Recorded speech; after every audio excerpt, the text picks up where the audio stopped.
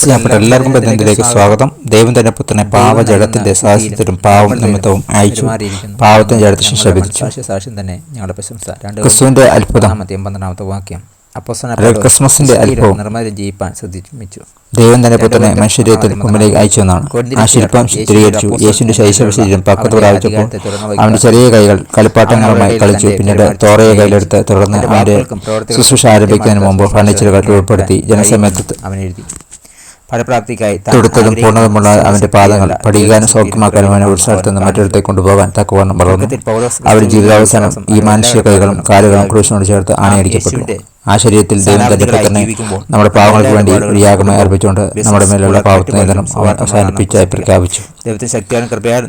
റോമർ 8:3 പറയുന്നു, എല്ലാ തെറ്റുകൾക്കുള്ള ശിക്ഷയായി യേശുവിന്റെ ബലി സ്വീകരിക്കുകയും നമ്മുടെ ജീവിതം അവന് സമർപ്പിക്കുകയും ചെയ്താൽ പാവത്തിന്റെ അടിമത്തിൽ നിന്ന് നമുക്ക് ആശ്വാസം ലഭിക്കും.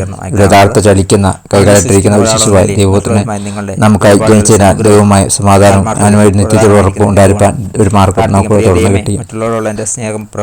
ക്രിസ്തുവിൽ യേശുവിനെ ആഘോഷിക്കുന്നു ക്രിസ്മസ് സീസണിൽ ആഘോഷിക്കുന്ന തമ്മിലുള്ള വ്യത്യാസം എന്താണ്? പ്രിയ ദൈവമേ, പാവത്തിന്റെയും മരണത്തിന്റെയും അടിമത്തിൽ നിന്ന് എന്നെ മോചിപ്പാൻ യേശു